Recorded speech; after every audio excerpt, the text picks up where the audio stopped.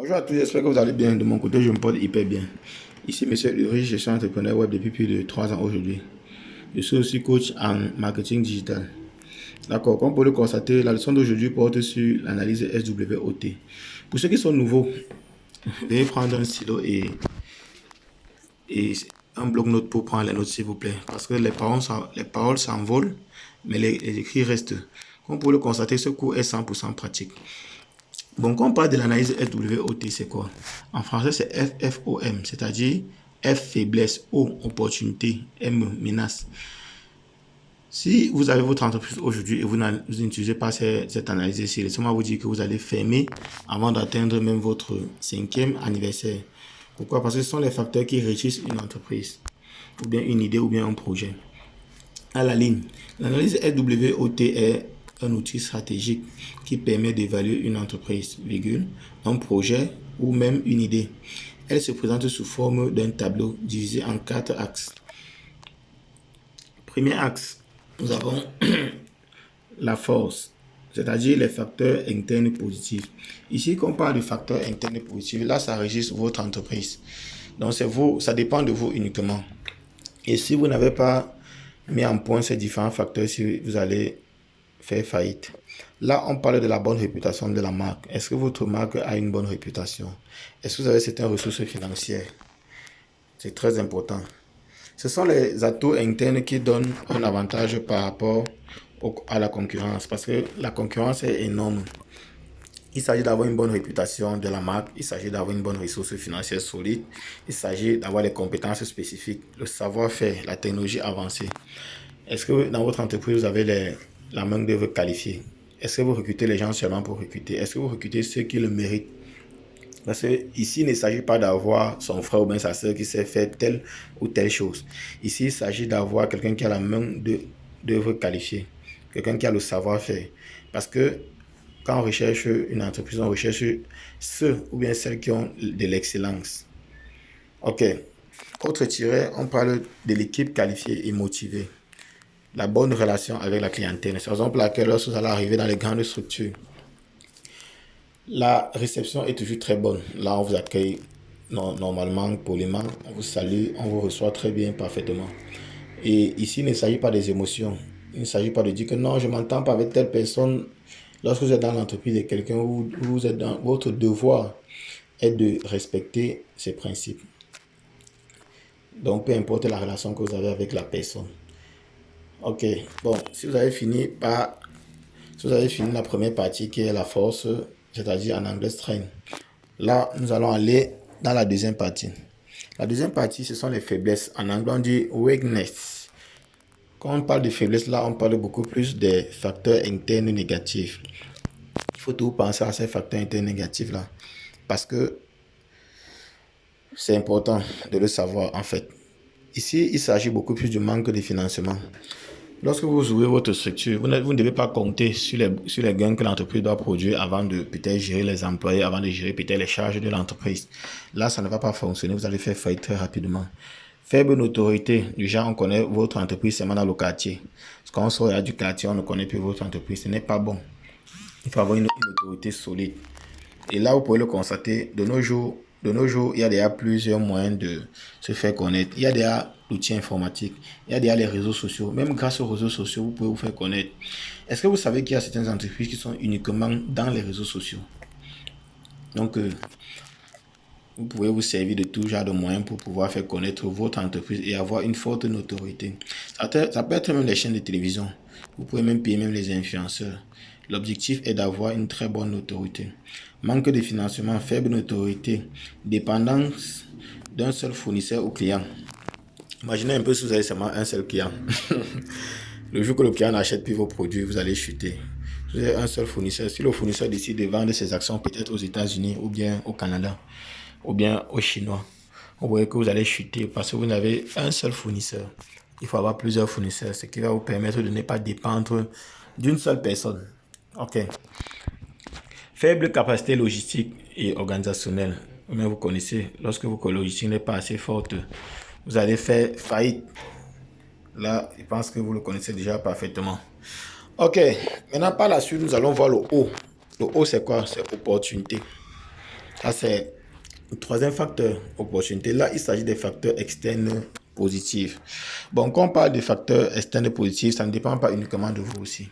Parce que là, il s'agit d'avoir une croissance sur le marché. Il s'agit d'avoir une avancée technologique favorable. Donc, c'est la raison pour laquelle vous devez absolument aller avec le digital. Aller avec l'IA, l'intelligence artificielle. Moi, je vais vous prendre deux exemples sur certains produits avant qui fonctionnaient. Aujourd'hui, ça ne fonctionne plus. Par exemple, lorsque vous prenez peut-être un exemple sur l'MP3, dans les années 2014, 2013, 2012, l'MP3 chauffait, l'MP4 chauffait. Vous voyez, les gens se précipitaient pour aller au marché acheter l'MP3, l'MP4. Vous voyez, aujourd'hui, c'est déjà obsolète. Aujourd'hui, les gens préfèrent acheter les iPhone 16, les iPhone 17 pour pouvoir utiliser. Parce que dans l'iPhone, vous avez la possibilité d'avoir tout ce que l'MP3 possède aussi. C'est la raison pour laquelle vous devez aller en fonction de la technologie. Aujourd'hui, vous allez voir, pour entrer même dans une école, il va falloir faire l'inscription en ligne. Quand vous parlez de l'inscription en ligne, c'est-à-dire l'informatique. Donc aujourd'hui, c'est presque impossible d'éviter l'informatique. Et comme vous pouvez le constater, ce cours est aussi informatisé.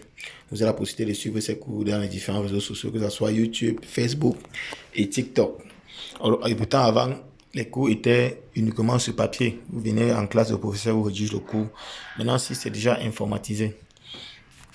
Donc, premier tiret, nous avons la croissance du marché. Deuxième tiret, nous avons le nouveau besoin des consommateurs. Troisième tiret, nous avons l'avancée technologique, aide gouvernementale ou partenariat possible. Lorsque vous ouvrez votre structure, lorsque vous avez votre entreprise, ne cherchez pas à être contre le système.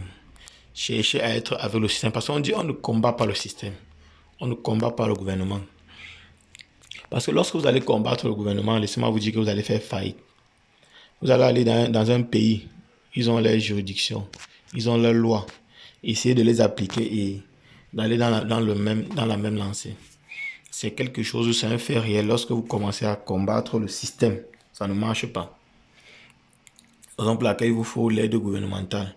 Si vous n'avez pas l'aide gouvernementale, peut-être pour les finances, vous pouvez chercher des partenaires. Parce que l'entreprise se doit toujours d'être croissante. Ne cherchez pas à tout posséder. Ne cherchez pas à tout contrôler. C'est que vous allez faire faillite rapidement. Ok. Maintenant là, on parle de la concurrence aussi. Là, on parle de concurrence affaiblie. C'est-à-dire il faut affaiblir la concurrence. Et si vous êtes un peu affaibli, ne serait-ce qu'un peu, vous allez faire faillite aussi dans votre entreprise. Ok. Maintenant là, on va voir le quatrième facteur. Le quatrième facteur qui est le M. M en anglais, on dit threat. Threat, c'est-à-dire la menace. La menace. Là, il s'agit des facteurs externes négatifs. Bon, on parle de facteurs externes négatifs. Là, ça ne dépend pas uniquement de vous. Parce que vous pouvez avoir tout ce qu'il faut. Vous pouvez avoir tous les papiers dans un pays. Vous pouvez avoir tout le nécessaire. Mais il y a certains facteurs là qui viennent vous dire que ici, monsieur, vous allez échouer parce que ça ne dépend pas de vous. Ici, on peut parler aussi de l'intensité de la concurrence. Vous pouvez arriver comme ça, là, la concurrence est tellement énorme. Imaginez un peu, vous avez un fonds, par exemple, de 1 million pour ouvrir votre entreprise. Maintenant, quelqu'un d'autre vient dans la même entreprise que vous, il a un fonds peut-être de 1 milliard ou bien de 50 millions. Vous voyez que vous allez faire faillite parce qu'il va mettre tous les moyens en jeu pour vous détruire. Il va chercher tout ce qu'il faut, la logistique qu'il faut, les outils informatiques plus sophistiqués que vous. Parce que laissez-moi vous dire qu'avec les moyens, vous pouvez vous procurer tout cela pour vous mettre de côté, hors jeu. Donc c'est important. Imaginez un peu l'instabilité économique aussi. Peut-être vous pouvez être dans un pays, il y a peut-être la guerre, ou bien l'économie du pays fait faillite. Vous allez chuter obligatoirement parce que là, ça ne dépend pas de vous. C'est la raison pour laquelle vous avez vu ici, on parle de facteurs externes. Là, on va aussi parler beaucoup plus du changement de la réglementation. Quand on parle de la réglementation, on parle beaucoup plus de la juridiction. On parle de la juridiction. Là, on parle beaucoup plus de la juridiction. Donc, là, ce sont les facteurs qui ne dépendent pas eux aussi de vous aussi. Ce sont les facteurs qui ne dépendent pas de vous. Ça dépend du gouvernement.